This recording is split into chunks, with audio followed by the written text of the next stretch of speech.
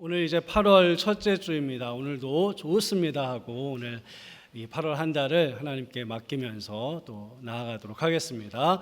여러분 오늘 어떻습니까? 8월 한 달간 하나님의 좋은 은혜가 여러분의 삶과 가정과 직장과 모든 것 위에 넘치시기를 주의 이름으로 간절히 축원드립니다. 오늘부터 이제 8월 한 달간은 좀 새로운 일들을 해보려고 합니다. 4주 동안, 8월이 4주인데요. 4주 동안 우리 4명의 목회자가 각각 좋은 영화 한 편씩을 선정하여 예배 때는 그 영화를 설교를 하고요. 그리고 목장, 지금 방학이잖아요. 목장 모임 때에는 그 영화를 같이 보는 시간을 그렇게 갖도록 할 겁니다. 이 4편의 영화를 선택하되 우리 성결교회의 4가지의 사중복음인 중생, 성결, 신유, 재림을 영화의 내용과 조금 좀 연결을 시켜서 함께 설교를 나누려고 합니다. 저는 이제 재림의 파트를 맡았기 때문에 순서상으로는 맨 마지막이 맞는데 조금 순서를 바꿔서 재림부터 시작을 하도록 하겠습니다. 오늘 제가 여러분과 함께 나눌 설교의 또 영화의 제목은 버킷리스트라는 영화입니다.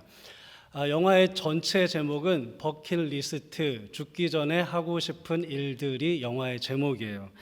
영화의 그 개봉은 조금 됐습니다. 2007년에 개봉을 했는데 이게 한국에서만 그런지는 모르겠는데요. 영화 인기가 너무 좋아서 꼭 10년이 지난 2017년에 다시 한번 개봉을 했고 그때도 굉장히 인기를 많이 끈 영화였습니다. 여기 보시다시피 그 굉장히 유명한 젊은 사람들은 잘 모를 수는 있겠지만 조금 나이가 있으신 분들은 너무나도 좋아하시는 두 배우 잭 니콜슨과 모건 프리만이 2명의 주인공 에드워드와 카트의 역을 맡았습니다. 내용은 이렇습니다. 에드워드와 카터라는 사람은 일평생 전혀 다른 삶을 살아왔죠.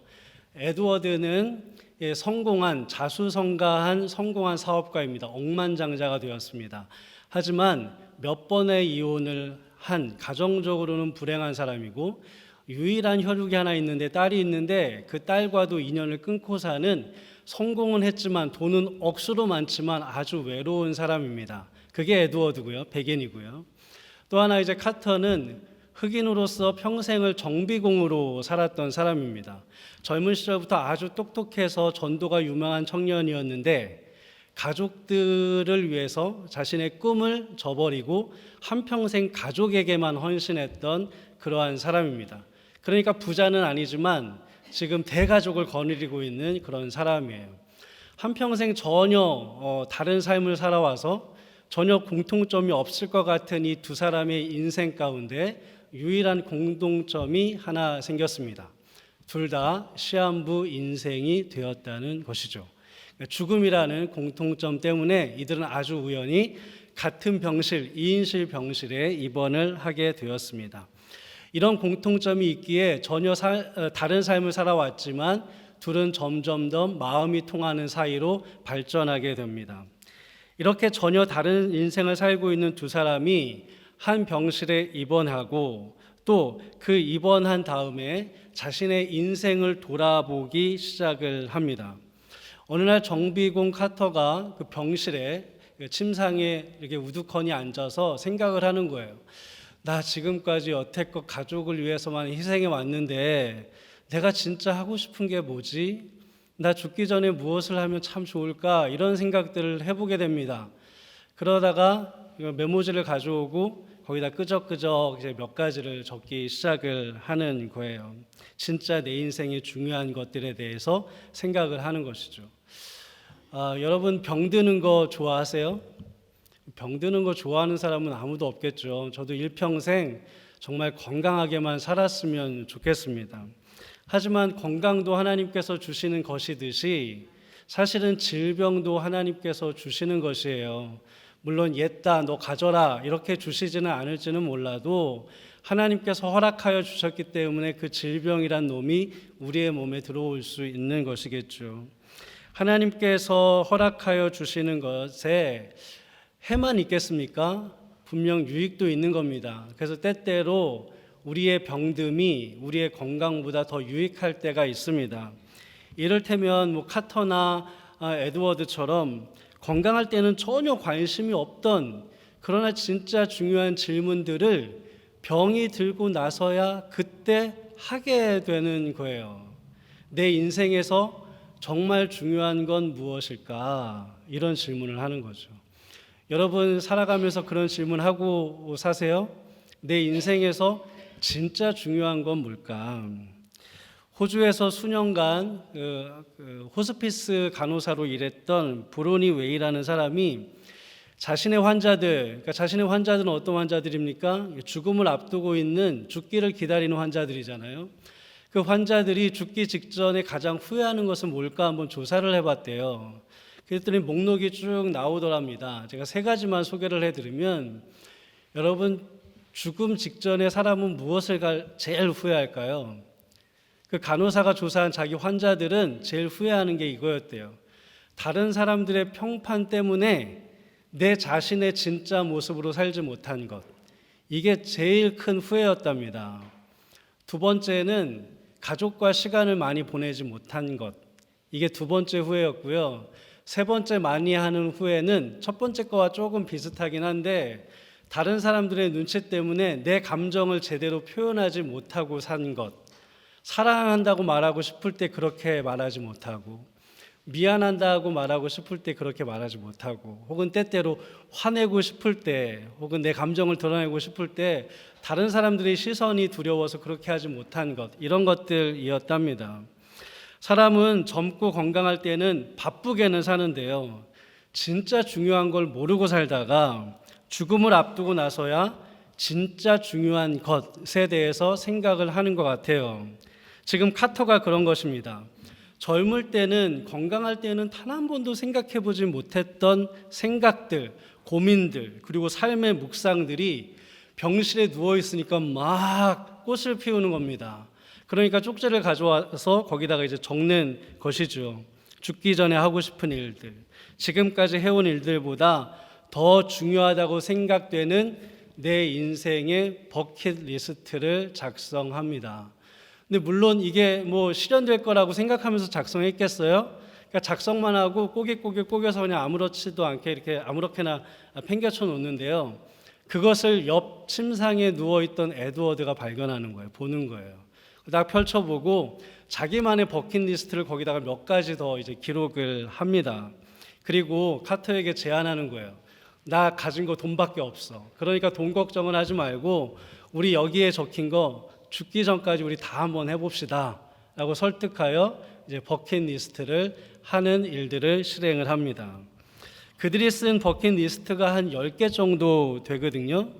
제가 쭉 들어보니까요, 어떤 것은 제가 평생 가도 못 해볼 것이 있는가 하면 어떤 것은 이미 한 것들도 꽤 있더라고요. 목록을 보니까 스카이다이빙 하기, 머스탱 쉘비로 카레이싱 하기, 뭐 이런 것들은 아마 앞으로도 저는 잘 못 해볼 것 같고요. 문신해보기, 이거는 제가 별로 관심도 없고요. 근데 장엄한 광경 보기, 제가 그랜드 캐년은 가봤으니까 이것은 했다고 볼 수도 있을 것 같고, 눈물이 날 때까지 웃어보기, 저는 이 목록을 보고 그 카터가 너무 불쌍했습니다. 얼마나 바쁘게 인생을 살아왔으면 눈물이 날 정도로 웃어본 적도 없어요. 우리는 가끔 그렇게 웃잖아요. 그러니까 우리는 그 정도는 하고 사는 것 같고요. 또 하나, 세상에서 가장 아름다운 소녀와 키스하기. 우리는 이런 것들은 다 해보지 않았습니까? 못 해보셨어요? 네. 네. 여러분 옆에 계신 그 부인들, 아내들, 한때는 세상에서 가장 예쁜 소녀들 아니었나요?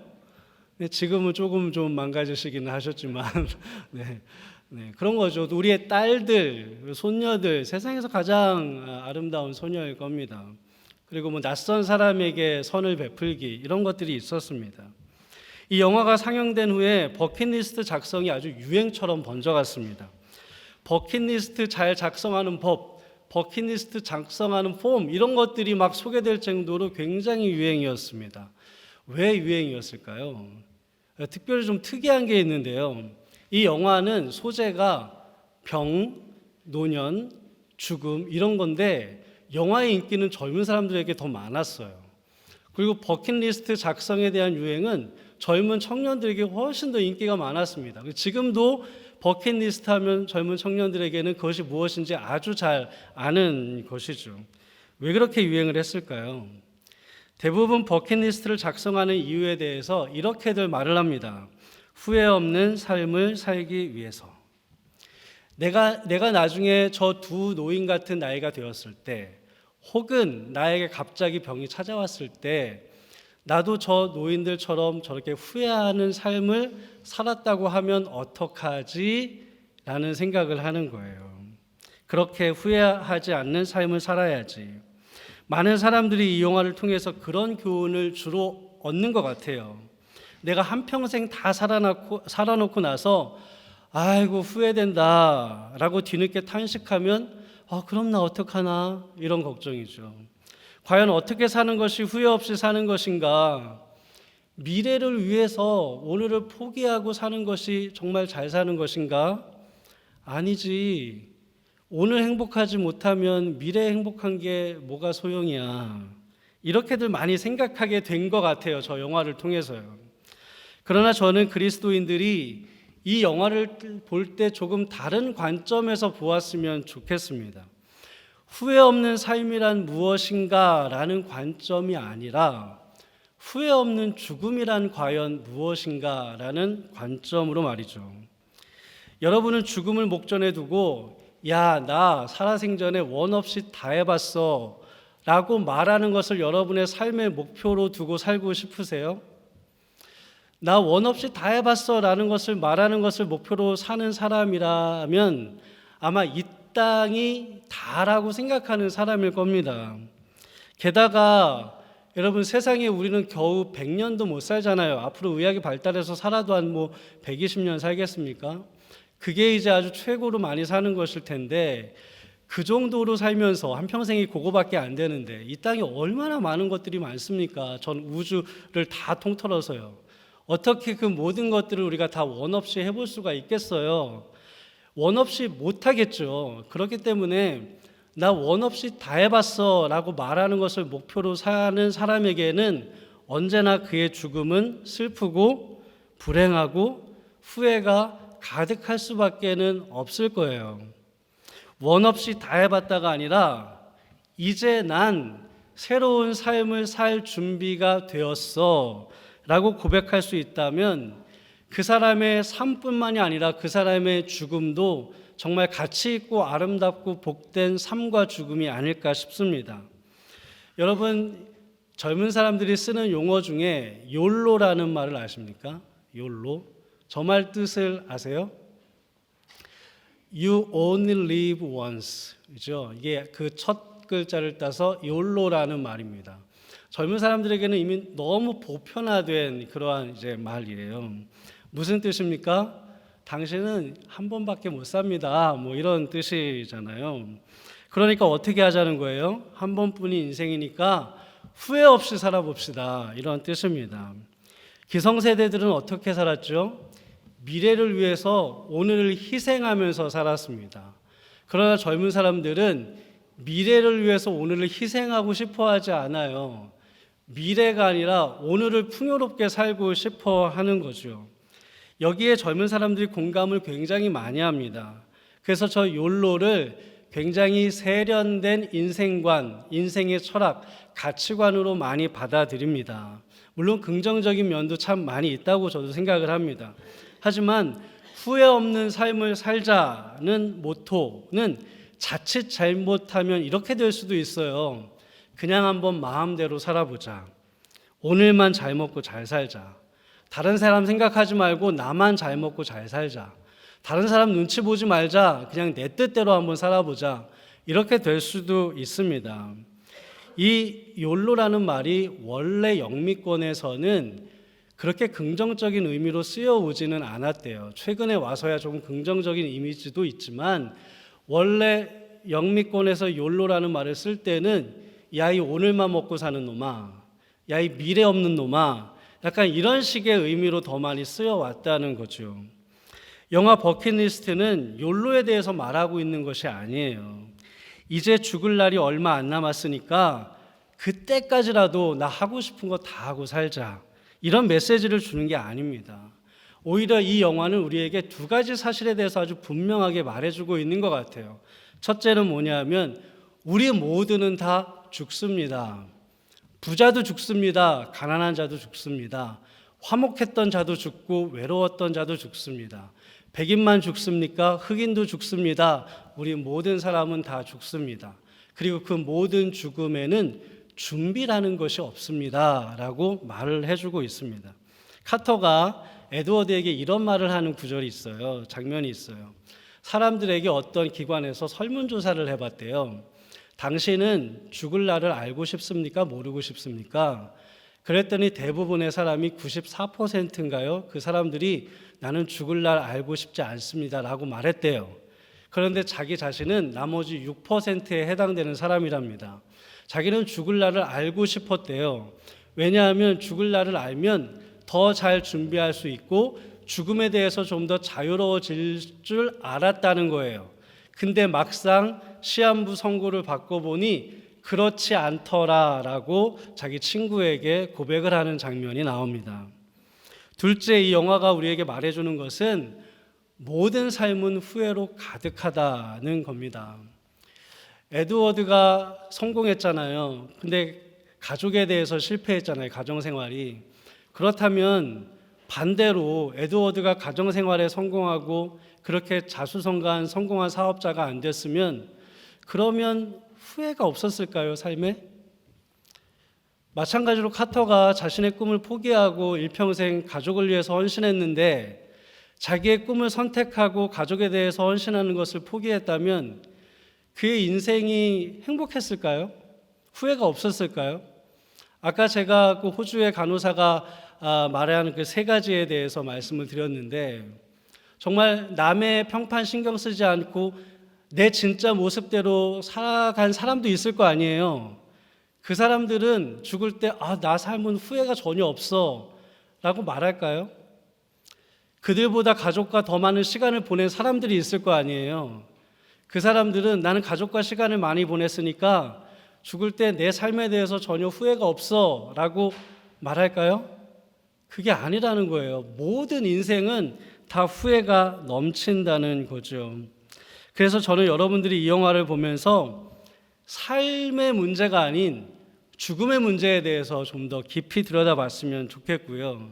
그럼으로써 인생의 끝, 인생의 종말과 그 너머에 있는 새로운 시작에 대해서 더 많은 묵상들을 해보았으면 좋겠습니다.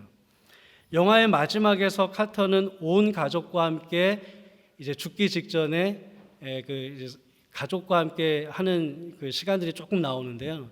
그때 다 같이 손자, 손녀, 가족들 모아서 함께 예배드리는 그런 장면이 나옵니다. 에드워드는 인연을 끊은 딸에게 찾아가서 이제 죽기 전에 용서를 빌고요. 그랬더니 이제 난생 처음 보는 손녀를 거기서 보게 되는 거예요. 그래서 그와 키스를 하면서 세상에서 가장 예쁜 소녀와 키스하기라는 목록을 또 이렇게 지우게 되죠. 그리고 카터가 이제 먼저 죽게 됩니다. 그 카터의 장례식에 에드워드가 추모사를 해요. 저는 이 과정에서 이 영화가 인생의 끝과 새로운 시작을 동시에 말해주고 있구나라는 사실을 깨달았습니다. 카터는 믿음 안에서 죽습니다. 그리고 에드워드는 이 카터 때문에 거의 발걸음을 옮기지 않았던 교회를 찾아가게 되죠. 그리고 강단 위에서 추모사를 하는데 이런 구절이 있습니다. 카터가 살아있던 마지막 몇 개월이 내 인생의 최고의 순간이었습니다. 그는 내 인생을 구원했죠. 물론 여기서 말하는 구원이 내가 그 카터 때문에 예수 그리스도를 영접하여 구원함 받았다라고 말하는 것은 아니지만 저는 그의 그 고백을 통해서 그에게 영적인 감각이 지금 열리고 있구나라는 사실을 알게 되었습니다. 그리고 이런 고백도 스스로 합니다. 그 추모사에서 언젠가 내가 삶을 마치고 다음 세상의 입구에 다다랐을 때 카터가 나와서 날 들여보내주고 잘 이끌어 주길 바랍니다. 뭔가 새로운 세상에 대한 소망을 품고 있지 않습니까? 몇 개월 후에 이제 이 에드워드도 죽게 되죠. 그리고 이번에는 죽은 카터의 나레이션이 나옵니다. 이미 죽은 사람인데요. 마치 하늘에서 살아있는 사람인 것처럼 영화의 나레이션을 해줍니다. 이렇게 얘기를 합니다. 내가 확신할 수 있는 것은, 이게 카터의 나레이션이에요. 내가 확신할 수 있는 것은 그가 죽을 때, 에드워드입니다. 그가 죽을 때 두 눈은 감겼지만 그의 가슴은 열렸다는 것이다. 여러분, 우리 기독교의 핵심이 되는 신앙 중에 빠질 수 없는 것이 재림의 신앙입니다. 재림은 뭔지 아시죠? 예수님이 다시 오신다는 것이 재림이에요. 그러면 재림의 신앙은 뭐냐면, 짧게 세 가지로 요약하면, 재림의 신앙이란 우리 주님이 반드시 오십니다. 오셔서 우리 세상을 심판하십니다. 이것을 믿는 것입니다. 두 번째는 우리 주님이 오시는데 저 멀리서 오시는 것이 아니라, 그 오시는 것을 내가 막연히 기다리는 것이 아니라 주 예수여 어서 오시옵소서라고 주님의 오심을 간절히 기다리는 것, 이게 재림의 신앙입니다. 마지막 세 번째 재림의 신앙은 주님이 먼 미래에 오시는 것이 아니라, 내가 50살 되고 100살 되고 그럴 때 오시는 것이 아니라 주님이 오늘 나의 삶에 지금 오십니다라고 믿고 살아가는 겁니다. 그게 재림의 신앙이에요. 다시 말해 재림의 신앙은 내 인생의 종말, 내 인생의 죽음을 늘 염두에 두고 사는 신앙을 말하는 거예요. 여러분, 세상의 시계는요, 직선이거든요.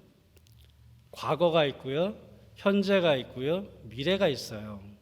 우리의 인생도 그렇죠. 어린 시절이 있고요, 청년 시절이 있고요, 장년이 있고요, 노년이 있고 죽음이 있어요. 일직선이에요. 재림의 신앙은요, 일직선의 시간관념이 아닙니다. 재림의 시간은 듀얼이에요, 듀얼. 여러분, 요즘의 스마트 기계는 멀티탭을 하게 되어 있습니다. 그러니까 멀티로 여러 가지를 한꺼번에 할 수 있어요. 기존의 사람들, 이제 기성세대들은 세상을 어떻게 살았냐면, 뭐 하나 일 끝내놓은 다음에 한 10분 쉬고 다른 일 새로 하고 또 한 5분 쉬고 다른 일을 하는 것으로 삶을 살아왔습니다. 요즘 젊은 사람들은 그렇게 안 삽니다. 한 번에 세 가지 일을 한꺼번에 합니다. 네 가지 일도 일고 5가지 일도 합니다. 멀티로 살아갑니다. 그래서 저는 요즘 세대들이 갖고 있는 그 세계관 있잖아요. 그것이 더 영적인 세상을 이해하는 데 유리하다고 생각을 합니다. 삶과 죽음은 일직선상에 놓여 있는 서로 거리가 먼 것이 아니에요. 삶과 죽음은 언제나 함께 있는 것입니다. 삶 다음에 죽음이 아니라 삶과 죽음은 언제나 가깝게 있다는 말이에요. 늘 동시에 있다는 말이에요. 다시 말씀드리면 재림의 신앙이란 이렇게 내 인생의 종말을 염두에 두고 사는 거예요.